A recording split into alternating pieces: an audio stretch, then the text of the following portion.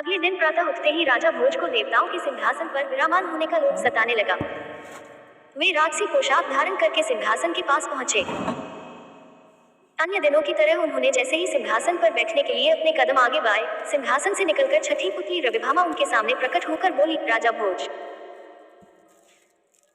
तुम इस सिंहासन पर बैठने के लिए जितने लालायित हो, अगर इतना ध्यान तुम विक्रमादित्य के कारनामों को सुनकर अपने व्यवहार को बदलने में लगाते तो सिंहासन स्वयं तुम्हारे पास चलकर आता, लेकिन तुम्हें विक्रमादित्य जैसा बनने में कई जन्म लग जाएंगे। खैर, मेरी इस कथा को ध्यान से सुनो, उसके बाद ही निर्णय करना कि तुम इस सिंहासन पर बैठने के काबिल हो कि नहीं। पुत्री ने राजा को विक्रमादित्य की एक कथा सुनाई। एक बार राजा विक्रमादित्य अपनी राजसभा में बैठे अपने सभासदों से विचार विमर्श कर रहे थे कि तभी एक ब्राह्मण राजसभा में आया और राजा विक्रमादित्य की जय जयकार करने लगा। विक्रमादित्य ने ब्राह्मण को प्रणाम करते हुए कहा, क्या बात है ब्राह्मण श्रेष्ठ, आप मेरी जय जयकार क्यों कर रहे हैं। ब्राह्मण बोला, महाराज, आप एक प्रतापी पुरुष हैं, मैं चाहता हूं कि आपका प्रताप और अधिक फैले। यदि आप मेरे कहे अनुसार कार्य करें तो आपके प्रताप का सूर्य सारे संसार में चमक उठेगा। ब्राह्मण की बात सुनकर विक्रमादित्य बोले, ब्राह्मण श्रेष्ठ, मुझे इस बात की बिल्कुल इच्छा नहीं है कि मेरे प्रताप का सूर्य सारे संसार में चमके, लेकिन फिर भी मैं आपकी प्रसन्नता के लिए आपके कहे अनुसार काम करने के लिए तैयार हूँ। बताइए मुझे क्या करना होगा। ब्राह्मण बोला, राजन, मैंने आपके नाम और यश की गणना करके आपके लिए लग्न मुहूर्त निकाला है, जिसके अनुसार यदि आप तुला लग्न में कोई महल अपने लिए बनवाएं तो वह आपके लिए बहुत सौभाग्यशाली रहेगा। इससे आपकी कीर्ति चारों दिशाओं में और भी बढ़ेगी। उस महल में लक्ष्मी का वास रहेगा, राज्य की जनता धन धान्य से परिपूर्ण होगी। विक्रमादित्य बोले, ब्राह्मण श्रेष्ठ, यदि ऐसा है तो अपने लिए न सही, मैं जनता के धन धान्य से परिपूर्ण होने का विचार करके ऐसा महल बनवाऊंगा जो जनता के लिए होगा। यह कहकर ब्राह्मण को दान दक्षिणा देकर विदा किया और अपने मंत्री को बुलवाकर तुला लग्न में सुंदर महल बनवाने की आज्ञा दी। राजा विक्रमादित्य की आज्ञानुसार तुला लग्न में महल की नींव डाली गई, पर नींव धरते ही तुला लग्न बीत गई। काम बंद हो गया। जब फिर तुला लग्न आई तो फिर काम शुरू हुआ। इसी तरह तुला लग्न आने पर काम शुरू होता और खत्म होने पर काम बंद हो जाता था। तुला लग्न लगने पर हजारों लाखों मजदूर काम में लग जाते थे। फिर भी महल को तैयार होने में बहुत दिन लग गए, क्योंकि तुला लग्न जब भी आती थी थोड़े ही समय तक रहती थी। बहुत दिनों बाद महल बनकर तैयार हुआ। महल क्या था, पूरा इंद्र भवन था। उसमें संगमरमर के पत्थर और सोने चांदी के किवाड़ लगे थे। दीवार में हीरे जवाहरात लगे थे। सूर्य की किरणों से महल ऐसा चमकता था मानो पूरा सोने चांदी का बना हो। जब महल बनकर पूरी तरह तैयार हो गया तो मंत्री ने राजा विक्रमादित्य से निवेदन किया, महाराज, महल बनकर तैयार है, अब आप उसमें रहना आरंभ करें। विक्रमादित्य एक शुभ मुहूर्त में रहने के लिए महल के भीतर गए। उनके साथ उनका ब्राह्मण पुरोहित भी था। विक्रमादित्य महल को देखकर बहुत प्रसन्न हुए, लेकिन पुरोहित के भीतर से आग की सांस निकल पड़ी। यह देखकर विक्रमादित्य ने पुरोहित की ओर देखते हुए पूछा, पुरोहित जी, इस सुंदर महल को देखकर आपको भी मेरी तरह प्रसन्न होना चाहिए था, लेकिन आपके भीतर से आग की सांस क्यों निकली। पुरोहित ने हाथ जोड़कर निवेदन किया, महाराज, आप और हम दोनों मनुष्य हैं, लेकिन एक आपका भाग्य है जो इतने सुंदर महल में रहेंगे, और मेरा एक भाग्य है जो मुझे टूटी खाट पर सोना पड़ता है। पुरोहित की बात सुनकर विक्रमादित्य ने मन में विचार किया। कुछ देर विचार करने के बाद उन्होंने शीघ्र ही एक सेवक को गंगाजल और तुलसीदल लाने की आज्ञा दी। सेवक जल्दी ही गंगाजल और तुलसीदल ले आया।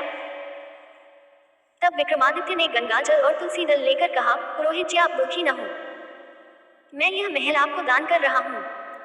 आज से यह महल आपका है। यह सुनकर पुरोहित की प्रसन्नता को ठिकाना न था।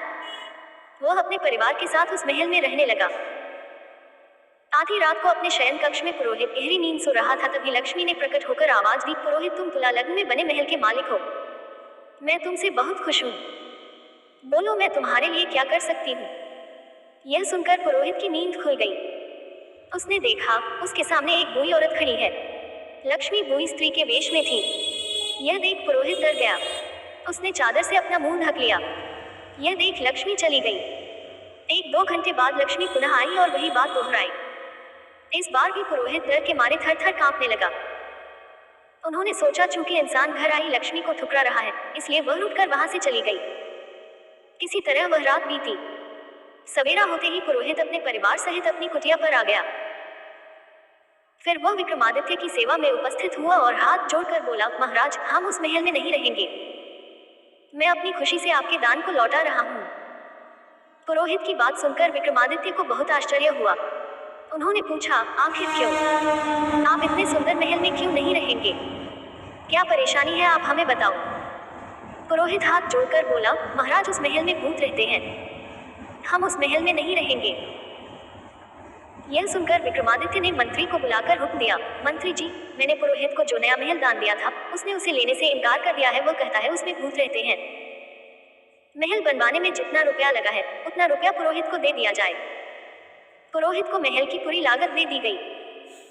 अब राजा विक्रमादित्य स्वर्ण महल में आकर निवास करने और अपना राज दरबार लगाने लगे। एक दिन जब राजा विक्रमादित्य अपने नए महल में गहरी नींद में सोए थे कि एक बार फिर लक्ष्मी ने कक्ष को प्रकाश से आलोकित कर अपनी बात रखी। यह देख विक्रमादित्य उठ बैठे। उन्होंने लक्ष्मी का अभिवादन किया और बोले, आपकी कृपा से मेरे पास सब कुछ है देवी। फिर भी यदि आप धन की वर्षा करना चाहती हैं तो मेरे शयन कक्ष को छोड़कर शेष महल और पूरे राज्य में जहां जहां नागरिक रहते हो वहां वहां धन की वर्षा कर दें। लक्ष्मी जी ने विक्रमादित्य की इच्छा पूरी की। उनके संपूर्ण राज्य में धन वर्षा हुई।